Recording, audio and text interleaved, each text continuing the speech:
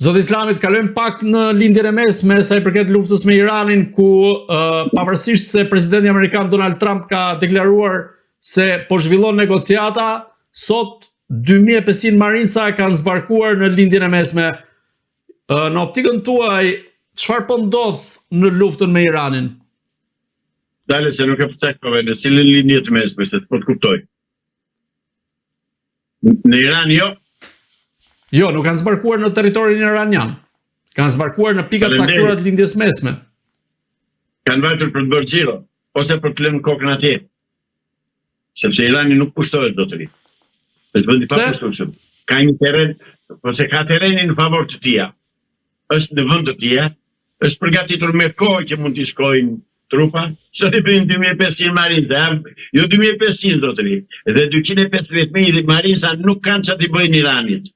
Irani ka 1 milion ushtar aktiv, ka një armatim super modern, ka një gatishmëri, një disiplinë të jashtëzakonshme që mburon nga dëshira e popullit dhe ushtrisë iraniane dashuria e tyre për vendin e tyre, nuk kushtohet Irani skot. Ky që budallë, që bëri gafa që bëri ky Donald Trumpi. Donald Trumpi ka hyrë detit me këmbë zotëri. Është i humbur, është i dështuar aty. Praktikisht është dështuar. Pse nuk bën? Pse nuk hyn Iran? Pse nuk shkelin? Dhe shkelin. A janë me fuqi, me armatim, me diun, dhe shkelin. Nuk do bëjnë me këmbë, ta them unë. Po nëse hyn në Iran, çfarë i pret sipas jush? Vdekje e sigurt. Absolutisht vdekje e sigurt. Duke mbetur te argumenti juaj sa i përket hyrjes në këtë luftë nga presidenti amerikan Donald Trump, së bashku me Izraelin, ka pasur një telefonat të tensionuar me zëvendës presidentit amerikan J.D. Vance dhe kryeministit izraelit Benjamin Netanyahu, duke i thënë këtij të fundit se jetia ai që na shtyre në këtë luftë, duke thënë se është shumë e lehtë për ta rrëzuar regjimin iranian. Të paktën kështu raporton agjencia e lajmeve Axios. Ju si e mendoni, e ka nisur një përplasje tashmë që amerikanët e kanë kuptuar se kjo nuk ishte aq e lehtë për të luftuar me Iranin? Kjo është shumë e turpshme. Është jashtëzakonisht e turpshme dhe shumë diskredituese për shtetin amerikan dhe për presidentin amerikan. Ky është shoku i zëvendës presidenti i Amerikës. Kur mori vendimin ai shefi i tij, Donaldi, që të sulmoj Iranin, duhet i thosh hajde këtu zotëri ku po çon mushka. Se ateti nuk hyn dot. E ke studiuar terrenin, vendin, njerëzit, ushtrit, armatimin dhe tjera se ke studiuar ku vete.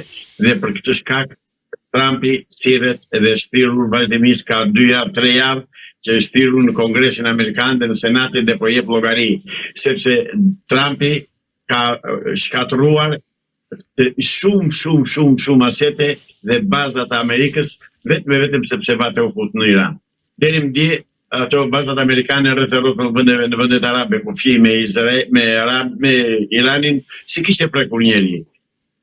Ai vajti nga smoi u bë shërbëtor i Netanyahu, po turp nuk u vjen, nuk thon i na mashtroi. Po si po çajni u karamajni, u gënjeu me një karamele Netanyahu, burra shteti janë këta. Po jo më zotëri se ti po qeverisje vend president i një fuqie botërore, ku të çon mushka. Si i thua këto budallë që kështu? Unë habitem si diskutojnë, si klasin kështu këta. As pak serios në politikë. Dhe i thot Netanyahu na mashtrove. Ja, unë jam Netanyahu. Ta bëra mirë, vëlla, për lumt. Ishe budalla ta hodha. Në politikë kështu janë gjëra, nuk janë me aman e derman. Zoti Islami, çfarë po ndodh aktualisht në lindjen e mesme dhe konkretisht në luftën me Iranin? A ka vërtet përpjekje për të vendosur paqen përmes një marrëveshje ku duket se është i përfshirë dhe Pakistani, apo në këtë rast SBA-ja dhe Izraeli do të vijojnë më tej luftimet? Pra, në këtë rast a mund t'i besohet Donald Trumpit që një ditë thot një gjë dhe një ditë një gjë tjetër? Dëgjoj, ai do që pa diskutim që do paqen dhe pushimin dhe pa diskutim që do të tërhiqet. Po do që të tërhiqet situash me i farë nderi, me i farë personaliteti, se nuk mund ta quaj veten të mundur nga Irani, se praktikisht është mundur zotëri. Praktikisht Irani e ka mundur Amerikën. Na pëlqen apo s'na pëlqen neve. Dhe kjo fal gafës që bëri ky Donald Trump, që vajti e ngasmoi dhe goditi një shtet që s'ka lidhje fare me të. Irani e ka luftën me Izraelin. Izraeli dhe t'i dalë vetë zot vendit tija. Kur si del do të zot, të rrjet mos kruhet. Pra, në rastin konkret, Irani e ka të drejtën njerëzore, morale, qytetare, hyjnore, të drejtë të zoti për të mbrojtur dhe për të goditur kudhëm shumë, ndash Amerikanëve, ndash Izraelitëve. S'kan punë atje.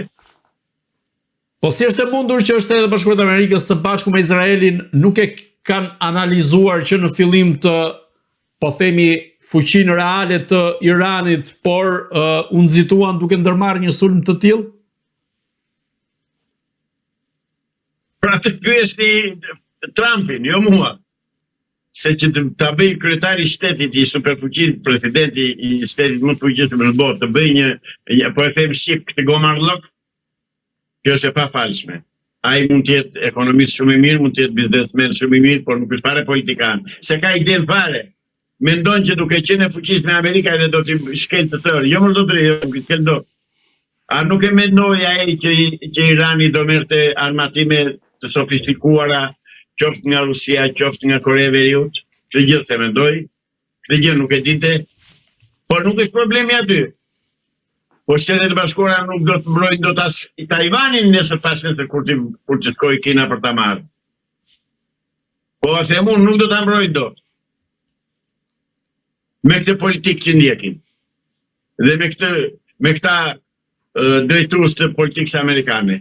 Zotri, thash, Donald Trumpi i ka hyrë detit me këmbë.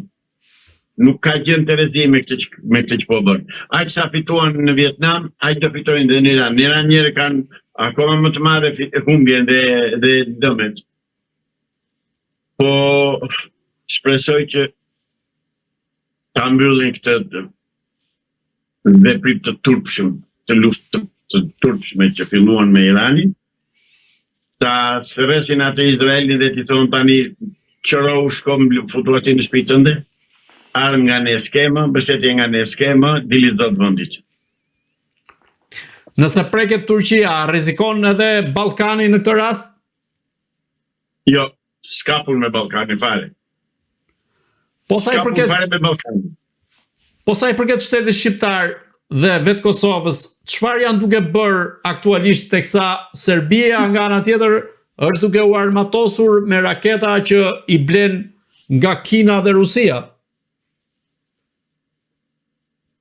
I lind detyra Amerikës që të na armatosë dhe neve dhe Kosovën me raketa dhe me armatime moderne, supermoderne. Po desë, po të mbaj fjalën që kanë dhënë. Po na shiten dhe të na shesin. Duke mbetur te lufta në Iran, si mendoni, sa mund të zgjerohet ky konflikt dhe a mund të shkojë drejt një konflikti mbar botror? Në qoftë se Amerika dhe Izraeli vazhdojnë dhe vazhdojnë luftën dhe mund edhe në qoftë se tentojnë të përdorin armë bërthamore, atëre bota shkon drejt çfarosjes. Sepse armë bërthamore ka Kina, ka Pakistani, mos e harroni Pakistani në të bëjë musliman. Nuk e sa do që të kenë divergjenca me Iranin, po kur vjen puna do ta mbrojnë vllai vllan. Dhe Izraeli këtë e di, dhe Amerika këtë e di.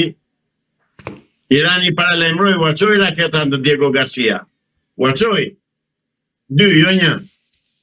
Pra u dha sinjalin që shikoni se me mua nuk luhet. Po vazhduan dhe të vazhdojnë. Mirë po, sot janë raketat balistike ndërkontinentale, të cilat duhet të merren në llogari, kur të ulën tavolinë të bëjnë llogaritë dhe bilancet e luftës dhe të fitoreve dhe të rezultateve, Amerika duhet i marrë në konsiderat se nuk e kanë vështirë të dërgojnë armë bërthamore dhe në Amerikë, se do bëhet Rusi me Iranin kundër tyre. Pra situata është jashtëzakonisht e asaruar dhe është idiotizëm, është vetvrasje, është harakiri që po bën Amerika me Izraelin.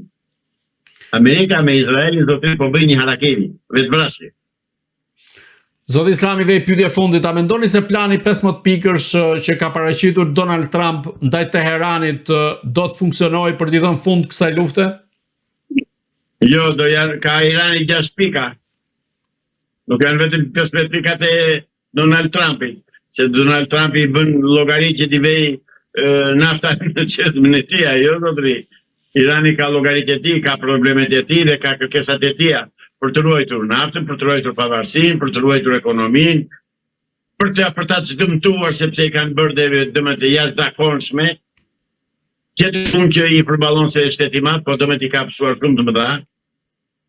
Pra, ato pika që ka bërë Trumpi, marrë tifosit qytetar tavolinës që mbeten që shikojnë historian mbas 200 vjetësh.